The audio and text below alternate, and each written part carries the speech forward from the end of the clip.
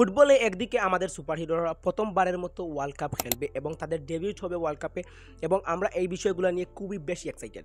আপনি দেখেন Lamine Yamal 17 বছর বা 18 বছর হয়ে গেছে লামিন ইয়ামালের, এবং সেই স্পেনের হয়ে ওয়ার্ল্ড কাপ খেলবে। ওয়ার্ল্ড কাপে স্পেনে হচ্ছে লামিন ইয়ামালের ডেবিউট হবে, এবং আমরা এই বিষয় নিয়ে লামিন ইয়ামালের পারফরমেন্স দেখার জন্য আমরা অনেক বেশি এক্সাইটেড।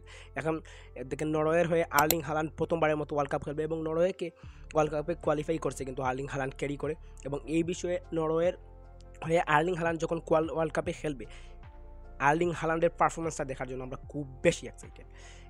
আপনি আর্দা গুলার দেখেন, আর্দা গুলার কিন্তু তুর্কির হয়ে ওয়ার্ল্ড কাপ খেলবে প্রথমবারের মতো, এবং আর্দা গুলারের পারফরমেন্স দেখার জন্য আমরা এক্সাইটেড। কিন্তু ঠিক অপর দিকে আসে ইমোশনাল বিষয়টা এবং কষ্টকর বিষয়টা, যে বিষয়টা হচ্ছে খুব একটু মেনে নেওয়া কষ্ট হয়। যেমন আমাদের কিছু সুপার হিরোরা আছে যারা নিজেদের টিমকে অনেক কষ্টের বিনিময়েও কিন্তু ওয়ার্ল্ড কাপে কোয়ালিফাই করতে পারেনি, যেমন নাইজেরিয়া ওয়ার্ল্ড কাপে এবার কোয়ালিফাই করতে পারেনি।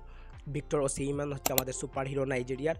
ভিক্টর ওসিমান কিন্তু এবার ওয়ার্ল্ড কাপ খেলতে পারবে না, এবং আমরা তার পারফরমেন্স দেখতে পারবো না। এই বিষয়ে অনেক ইমোশনাল। আপনি দেখেন ভিক্টর ইয়োক্রেস, ইসাক, সুইডেনের প্লেয়ার, যারা সুইডেন কিন্তু এবার কোয়ালিফাই করতে পারেনি, এবং এটাও কিন্তু অনেক কষ্টের বিষয়, ইমোশনাল বিষয়, যারা এই সুপার হিরোরা কিন্তু ওয়ার্ল্ড কাপে খেলবে না। তারপর হচ্ছে এখানে আপনি দেখেন সোবসলাই, ডমিনিক সোবসলাই অনেক ট্রাই করছে হাঙ্গেরিকে কিন্তু ওয়ার্ল্ড কাপে কোয়ালিফাই করার জন্য, কিন্তু ডমিনিক সোবসলাই লাস্টে যে ডমিনিক সোবসলাইয়ের কান্নাটা দেখেও কিন্তু অনেক বেশি ইমোশনাল ছিল, খুবই খারাপ লাগতেছিল, এবং হাঙ্গেরিও কিন্তু ওয়ার্ল্ড কাপে কোয়ালিফাই করতে পারেনি, এবং ডমিনিক সোবসলাই হচ্ছে তাদের ক্যাপ্টেন, তাদের লিডার, ওয়ার্ল্ড কাপে খেলবে না। সো একদিকে হচ্ছে আপনার ডেবিউট হবে কিছু সুপার হিরোদের, একদিকে ইমোশনাল বিষয়টা, সো এটা অনেক কষ্টের বিষয় ওয়ার্ল্ড কাপে।